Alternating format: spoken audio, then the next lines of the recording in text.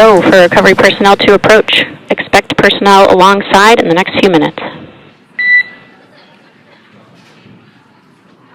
Freedom copies. We can see those fast boats. We weren't kidding when we said they were fast. While it does take about 30 minutes for the main recovery vessel to make its way over to the capsule, these fast boats will be doing a couple of things simultaneously. A couple of them are going to be working to retrieve the parachutes that you see in the background there of this drone shot. Those parachutes will be retrieved from the ocean surface. We want to make sure we are able to pull those out. The recovery vessel there closest to the spacecraft is going to be performing some safety checks. We can see there they're using an instrument that is basically working to detect if there are any hypergolic vapors or fumes that are still residing in and or around the Draco thruster nozzles or outlets. The hypergolic fuel, which is necessary for on-orbit burns to maneuver the spacecraft. Unfortunately, those hypergolics are unable to be breathed. They are toxic, and so this team here is doing those initial safety checks to make sure that it is safe for the rest of the recovery team to approach the spacecraft. They're also checking to make sure that any residuals from the pyros are safe and are not going to cause any issues. We can see the team working their way around the spacecraft to do these, basically these sniff tests on all of those Draco thrusters. And as we continue to await the recovery of our Dragon spacecraft with NASA astronauts Nick Hague, Sunny Williams, Butch Wilmore, and Roscosmos cosmonaut Alexander Gorbanov inside, Dragon has autonomously completed several steps to safe itself following splashdown. We are continuing to see Dragon in what is known as Stable 1 configuration. That's kind of the ideal configuration following splashdown. It's upright, and the Dragon capsule is in the right configuration for it to be hoisted into the recovery vessel Megan, which you do see a little ways off in your screen approaching. Dragon will continue to remain live on air with you through that recovery process, all the way through the point where the crew is extracted from the Dragon spacecraft. Now, if you are just joining us, the mission has gone smoothly so far. Dragon successfully splashed down off the coast of Tallahassee, Florida at 2:57 p.m. Pacific, 5:57 p.m. Eastern Time this afternoon. Approximately 17 hours prior to splashdown, Dragon autonomously undocked from the International Space Station, completed a series of departure burns, jettisoned its trunk section, and performed its final burn, the deorbit burn. This placed the Dragon spacecraft on a trajectory toward Tallahassee, Florida. Dragon successfully re-entered the Earth's atmosphere, followed by deployment of its parachutes to slow the spacecraft. Rigging is in progress. Approximately 25 minutes until capsule lift. Stand by for PMC with SpaceX flight surgeon.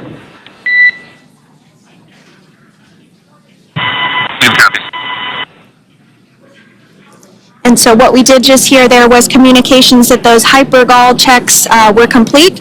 They didn't find any of that upon those checks, so we'll continue to move through the timeline. Next up is a process called rigging, which you see happening right now on your screen. This is when a SpaceX recovery personnel actually works to climb aboard the capsule and work through procedures ahead of lifting onto the nest of the recovery vessel Megan. We heard it's going to be about 25 minutes or so until that lift actually takes place.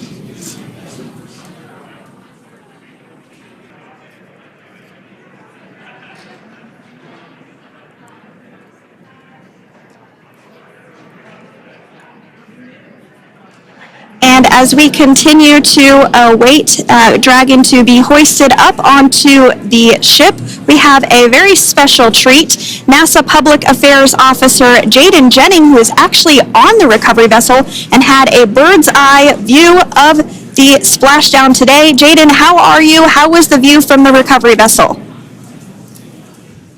Hi, Sandra. How do you hear me? I've got you loud and clear, Jaden. It's so great to hear you. Awesome. So splashdown, Sandra, was nothing Freedom, short of be advised. spectacular. We are transitioning the forward link. Comm will be unavailable for approximately 5 minutes. Freedom comes.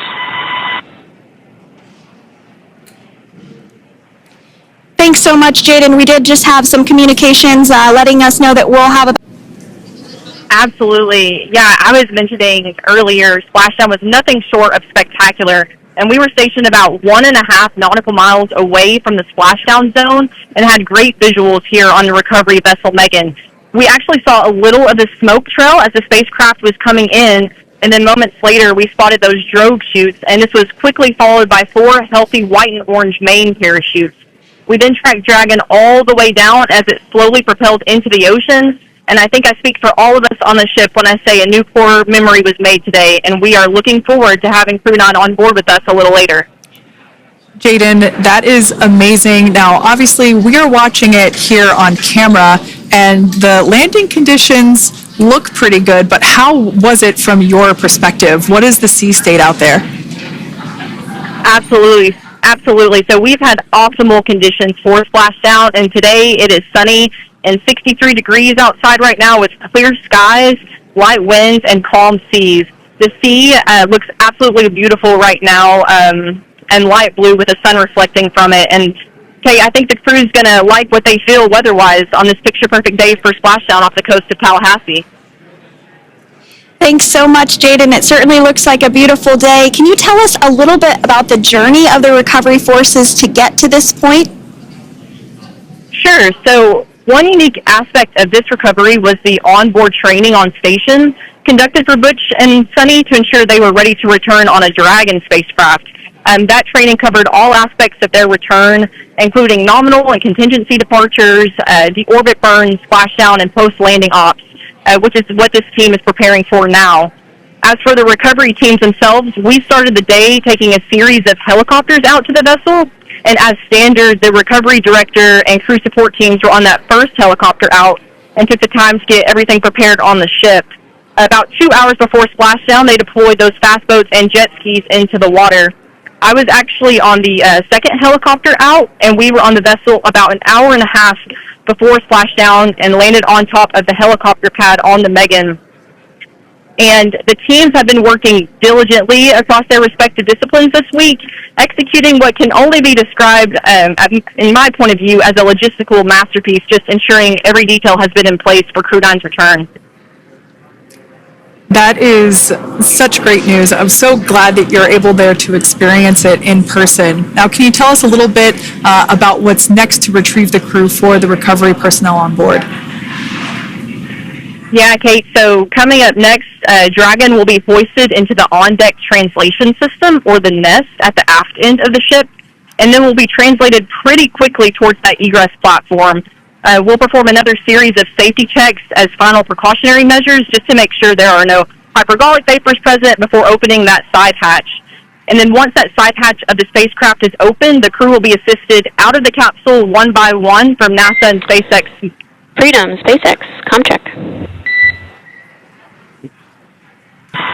Freedom's got you loud and clear. Thanks, Nick. I've got you loud and clear as well. We have completed our forward link transition. Copy.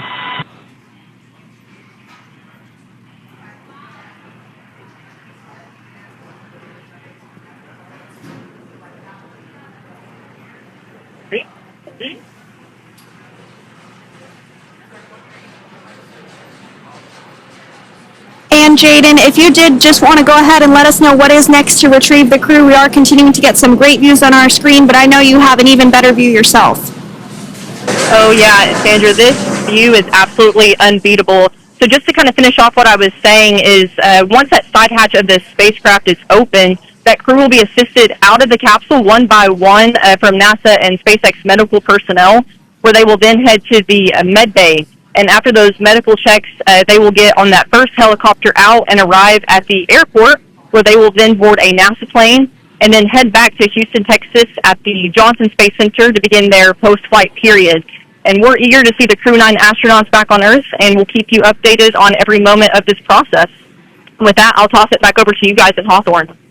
Thank you so much. That was Jaden Jennings, NASA Public Affairs Officer, who watched Freedom splash down firsthand from the recovery vessel. Megan, thanks so much, Jaden. So we are continuing to get these great views on our screen here of Freedom. As we mentioned, it splashed down at 2:57 p.m. Pacific time off the coast of Tallahassee, Florida. The recovery personnel are continuing to step through procedures to hoist Dragon onto the recovery vessel Megan there, which is now coming into view. You can see just how close Megan is at this point, and that's that helicopter pad that Jaden was just discussing, where the crew will fly off of onto the coast of Florida, and then eventually they'll fly back to Houston. Just underneath that helicopter pad is that translation deck where we will see the nest once it is loaded up with the Dragon spacecraft on board. The nest will be translated to the forward end of the recovery vessel, and that is where our Crew 9 team members will egress from the Dragon spacecraft. Now, here on your screen, we can see dolphins, actually, who want to come and play with Dragon. Now, one of the fast boats there in place, working to assist the recovery team member. It's incredible. I just love these views. We really see them even better in daytime, but just seeing the recovery team work in tandem to step through each step, to step through each operation. Obviously they're getting quick assists from the honorary part of the recovery team, those dolphins in the water there. Now, the recovery team member that is crawling around the Dragon spacecraft. Earlier we saw a view where it was like a spider monkey pose. We can see that individual now standing in the bucket where the main parachutes were stored while Dragon was on orbit. Obviously, those main parachutes were utilized for splashdown today.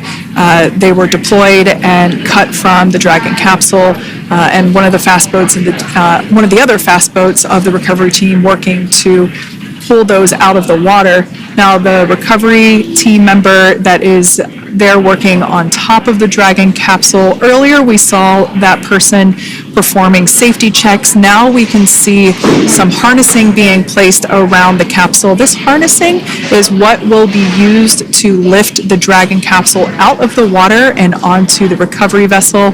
Wow, we got a cute little pod of dolphins. It wasn't just one or two. I mean, that water just looks beautiful. We had ideal splashdown parameters today. Obviously, wave height, ne'er a concern. The weather is beautiful, as Jaden mentioned, in the 60s, sunny. Looking forward to seeing Crew 9 exit the capsule here shortly once they get hoisted onto the recovery vessel Megan. We can see that recovery vessel slowly but surely closing the distance there between, dolphin cam back again. We can see that the Dragon capsule and the recovery vessel, that distance is closing. Again,